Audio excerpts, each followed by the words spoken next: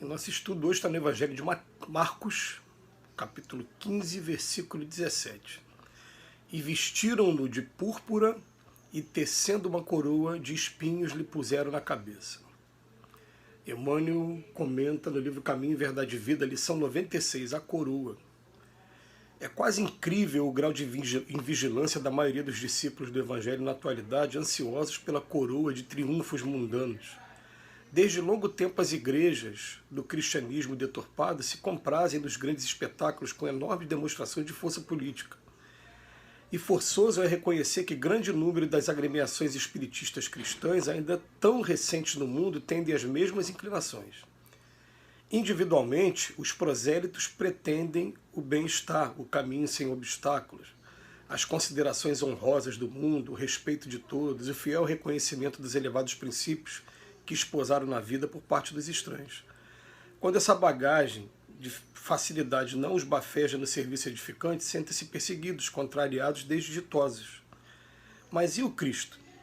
Não bastaria o quadro da coroa de espinhos para atenuar-nos a inquietação? Naturalmente que o Mestre trazia consigo a coroa da vida. Entretanto, não quis perder a oportunidade de revelar que a coroa da terra ainda é de espinhos, de sofrimento e trabalho incessante para os que desejam escalar a montanha da ressurreição divina. Ao tempo em que o Senhor inaugurou a boa-fé entre os homens, os romanos coroavam-se de rosas. Mas, legando-nos a sublime lição, Jesus dava-nos a entender que seus discípulos fiéis deveriam contar com distintivos de outra natureza. Quem é morador da Baixada Fluminense, aqui no Rio de Janeiro, mais notadamente do município de Nova Iguaçu, já ouviu falar de um colégio chamado Colégio Leopoldo, que tem em Nova Iguaçu. Quem fundou esse colégio tem o mesmo nome do colégio, o nome dele era Leopoldo Machado. Leopoldo Machado foi um grande espírita em sua época e é o patrono da nossa casa. Leopoldo Machado tem uma história. Ele, além de ter sido o fundador da primeira escola da Baixada Fluminense. O Colégio Leopoldo é a primeira escola da Baixada Fluminense. Ele um dia descobre o espiritismo, começa a estudar o espiritismo a fundo durante um período aí de 5 a 10 anos, não me lembro agora exatamente quanto tempo, mas ele levou um tempo estudando até se declarar espírita. E ele diz que o primeiro marco, né, foi quando ele de repente ele marca como se fosse uma reunião, um sarau, uma festa na casa dele. Todos chegam na casa dele e ficam esperando porque ele não estava na casa naquele momento. Daqui a pouco ele chega cheio de sacos, esses sacos de feira, esses sacos de farinha, todo branco, né, que sujam bastante até a mão. Né? E ele fala, hoje nós vamos fazer uma coisa diferente. Hoje eu quero convidar vocês a gente pegar esses sacos e nós irmos de casa em casa pedindo doações para a instituição que ele tinha terminado de inaugurar, que era o Lar de Jesus. O Lar de Jesus era um lugar que recebia crianças órfãs e também recebia idosos, e muitos voluntários na época, na década de 40, na década de 50.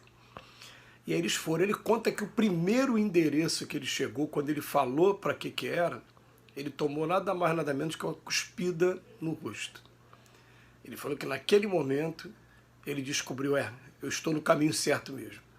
Né? Que aí ele realmente se dedicou ao trabalho e conseguiram, é claro, naquele dia bastante doação e o trabalho foi rolando e a instituição foi fundada e cumpriu a sua missão. E uma vez até contou pra gente que quando da desencarnação dele, ele só diz que ele estava num hospital, se sentiu fraco, de repente quando ele abriu os olhos ele estava do outro lado da vida, com aqueles companheiros mais idosos que eram assistidos do Lar de Jesus e que foram na frente, desencarnaram antes, fizeram questão de recebê-lo do outro lado. Que falaram para ele, Leopoldo, se levanta sozinho, que você tem força para se levantar sozinho.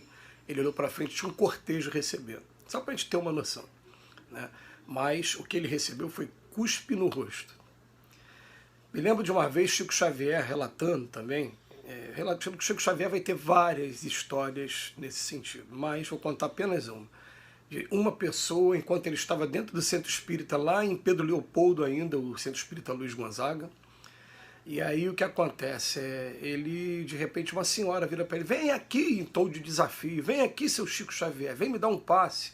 Quando ele chega para dar o passe, a mulher consegue cuspir no rosto do Chico Xavier também.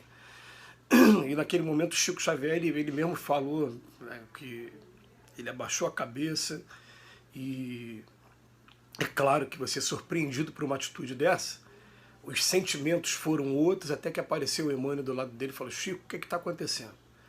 E aí ele, em tom de militar mesmo, de autoridade, falou: ó, seca o seu rosto, se limpa, se levanta e vai lá e dá um passe na senhora. E ele, como ele era obediente nesse ponto, né, por conta da disciplina, ele levantou e deu o passe. Quando ele saiu dali, ele recebeu a seguinte informação: muita paciência com aqueles que são carentes de Jesus.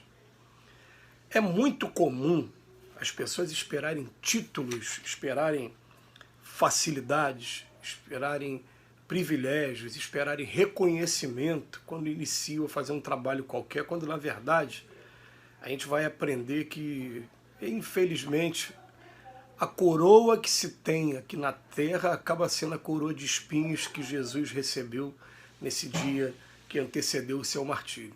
Essa coroa de espinhos. É muito triste essa história, a gente está percebendo que o Emmanuel está dedicando esses capítulos, né? Ontem foi assim, só falando sobre o martírio do Cristo, e hoje ele resolve falar da coroa de espinhos. E essa frase, esse segundo parágrafo do texto fala assim: ó, individualmente, hoje os prosélitos pretendem o quê? Bem-estar, caminhos sem obstáculos, considerações honrosas do mundo, ó como ele é caridoso, ó como é que ele fala bem, respeito de todos, fiel reconhecimento dos elevados princípios que esposaram na vida por parte dos estranhos.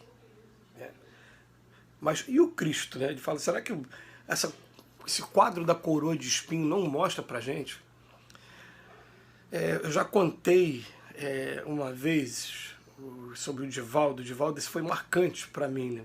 O Divaldo contando que ele, logo que ele começou a fazer palestras, ele falou que ele chegou num local e que tinha muita gente esperando para ouvi-lo falar, e ele olhou aquela multidão toda, e ele falou: olha quanta gente vem me ver falar, né? Veio aqui para me ouvir. E aí o Emmanuel, esse mentor do Chico, foi ao lado do Divaldo e contou isso para o Chico. O Chico falou pro Divaldo: Divaldo, vou te contar uma história aqui. A história é assim, né? Aquele quadro do circo. Quem frequentou circo igual eu frequentei quando criança, tinha sempre o quadro do malabarista. E era sempre o quadro mais esperado. Todo mundo esperava aquela parte para poder admirar, né? Mas ele falou assim: sabe, a maioria das pessoas aqui, ela não está aqui para ver o malabarismo, ela está aqui para testemunhar o dia que alguém cair lá de cima.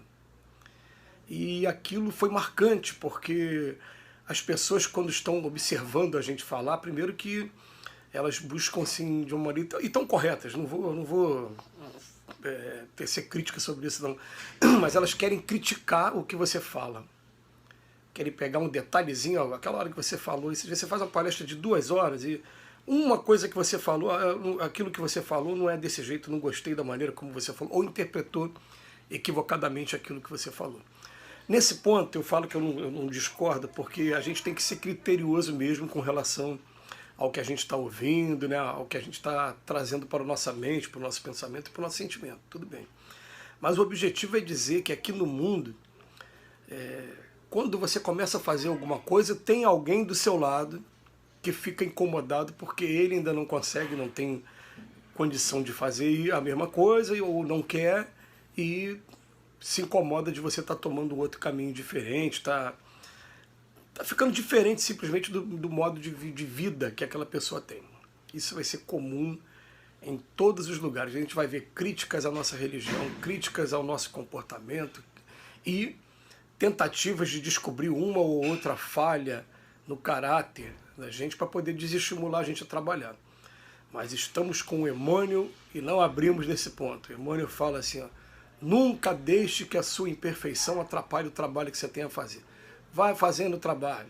Quando as críticas chegarem, quando as coroas de espinho chegarem, quando as cusparadas chegarem, abaixa a cabeça, no primeiro momento sim, porque a gente sente, logo em seguida levanta e continua o seu trabalho.